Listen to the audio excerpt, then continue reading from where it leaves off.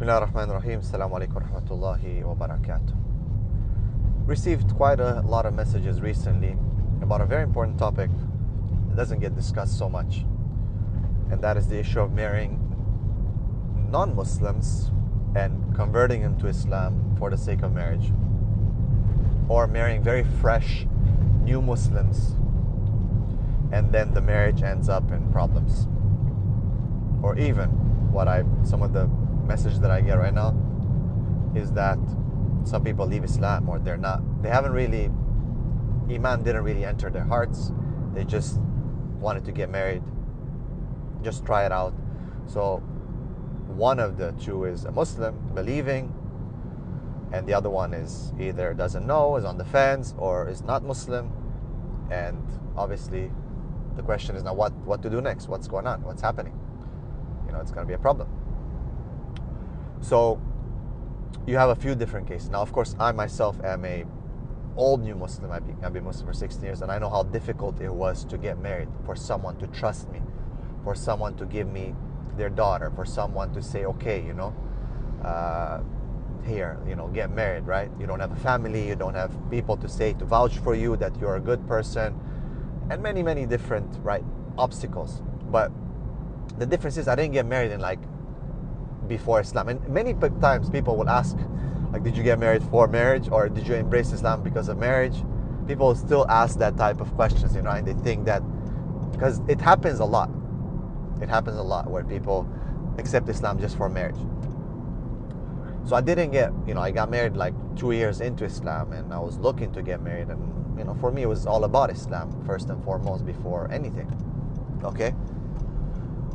However, so I'm definitely with new Muslims, one of the first things they should do obviously once their Islam is solid and they understand Islam and they sincerely enter Islam, that of course they should look for marriage, because that protects them. They're coming from a background where they're suffering, staying in, alone and so on. So they should, but should they rush?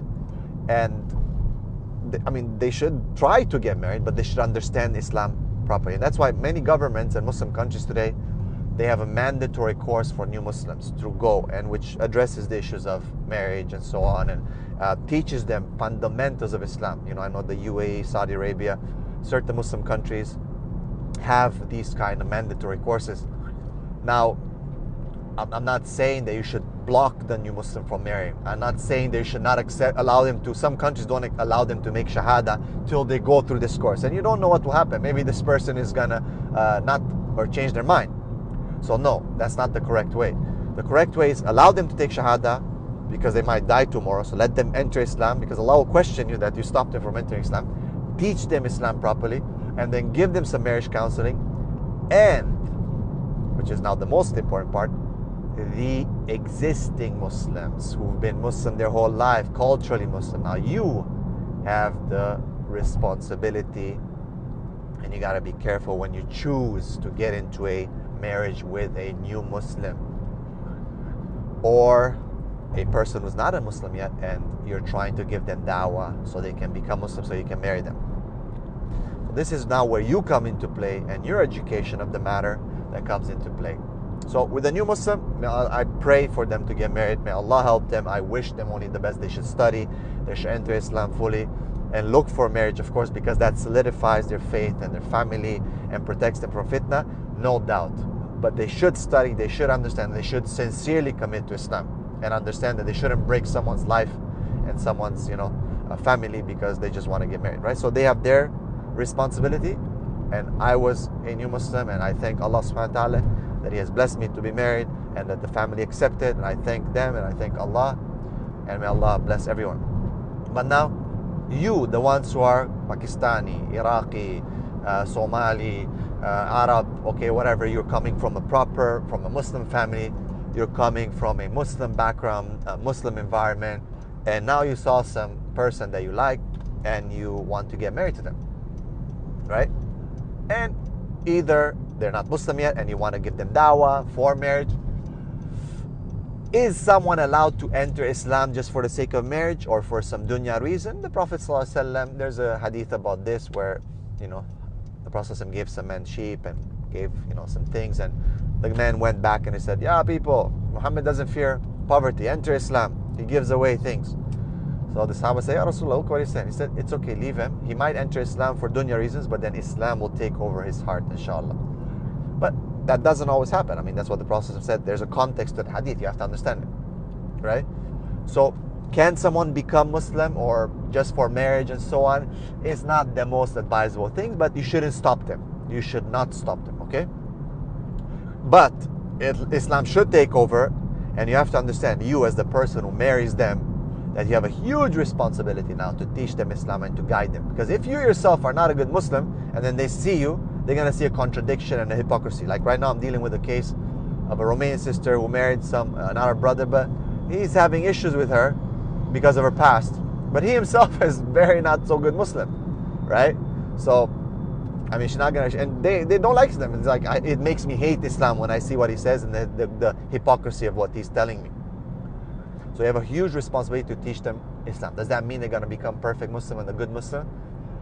No, not so. So you are taking a risk, and it does happen. I'm not discouraging you from marrying a new Muslim. I'm not discouraging you from all that, but you have to be very careful. This is not a joke, okay?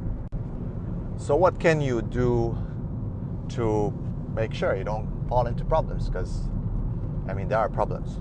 My advice is, usually don't marry a non-Muslim or get them to just take Shahada and just become Muslim unless you find that these people are really committed to Islam or they are very interested in Islam. And even then I discourage it. Personally, I'm not saying it's haram. I'm not saying, just personally I discourage it. Look for someone who's a new Muslim or who's, a Muslim.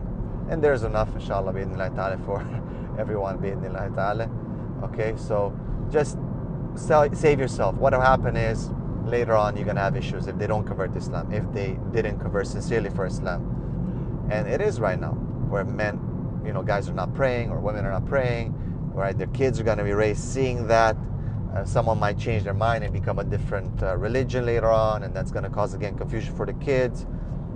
So my advice is just stick to Muslims, or if it is new Muslim or someone who's been into Islam for a year or two and so on.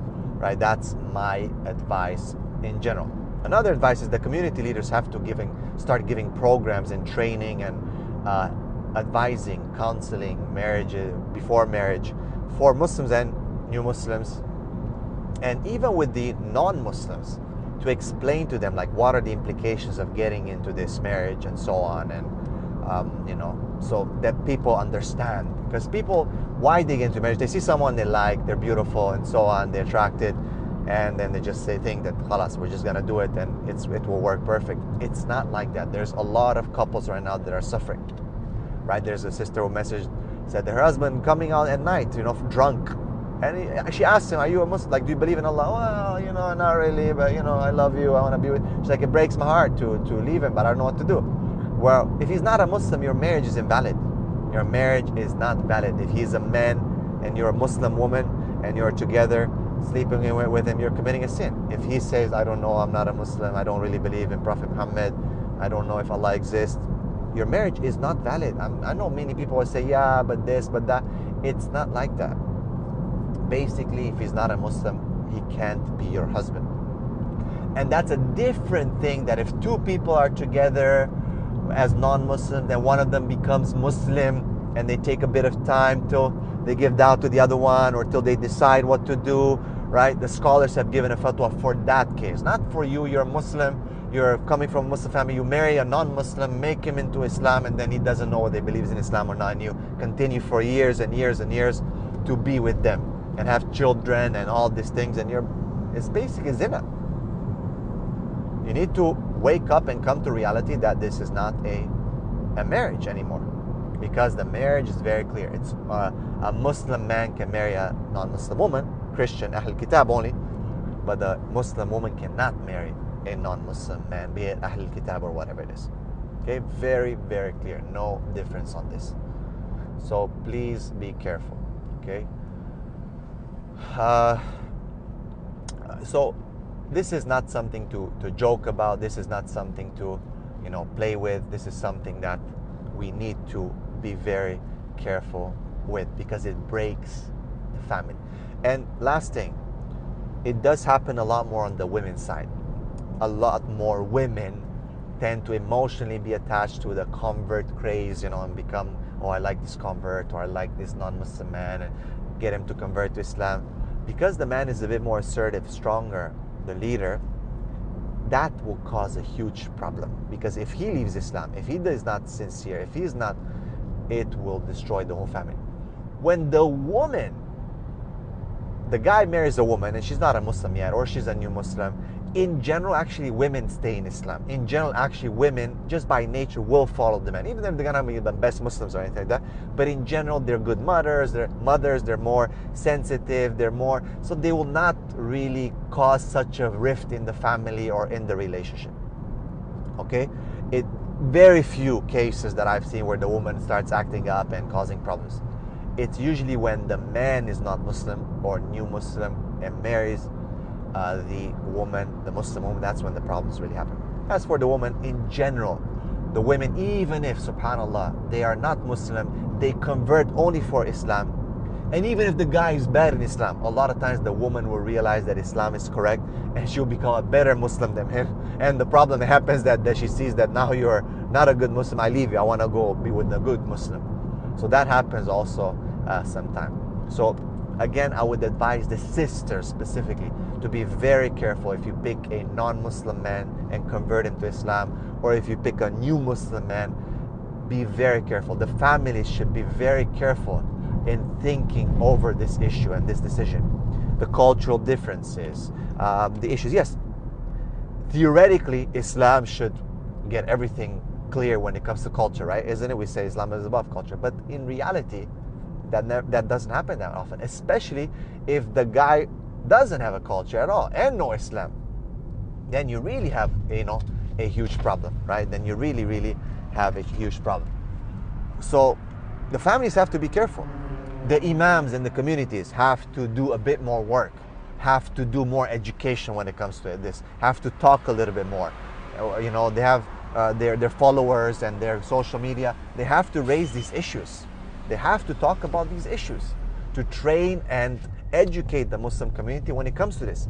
Because the Muslim community is very emotional, they jump in it. And a lot of times it's good intentions because, oh, a new Muslim, mashallah, they're better than everyone. Wow, he's going to become Muslim, they're better than everyone. Wow, new Muslims are this, new Muslims are that, they're amazing. Especially white new Muslims, right? Oh, white guys, are so good, mashallah. Let's give them an interview, let's do stories for them, let's do this, let's do that, let's raise them up and all these things.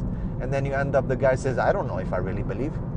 I mean, recently I met with a guy and his wife, and his wife is convinced that he's a Muslim. So I asked him straight up, I say, so what do you think about Islam? You're a Muslim? He's like, no, I don't believe in this stuff. And she's been married with him for years, kids and all that. And I don't believe in Islam. Straight up. And his wife, as a sister, he believes, he said this, and he said kalima, and I was crying, and this and that. Sister, he don't believe in Islam, man. So, you gotta be careful, And then you wake up 2, 3, 4 years, especially if you have children. Then you're like, oh my God, what have I done? And then you're like, oh, but I'm attached to him, I love him, I cannot leave him now. He's a kafir. No, but I don't know what to do. And then the kids become kafir. And you're like, oh my God, I don't know what I've done wrong. May Allah subhanahu wa ta'ala guide us to make decisions based on Quran, on Sunnah, on hikmah, on wisdom. May Allah help our scholars to start talking about real issues and train our community and educate them so that they don't make just these, very, these very emotional type of, reactions. Because this is very important. May Allah subhanahu wa ta'ala help us, inshallah. Barakallahu feekum. Assalamu alaikum wa rahmatullahi wa barakatuh.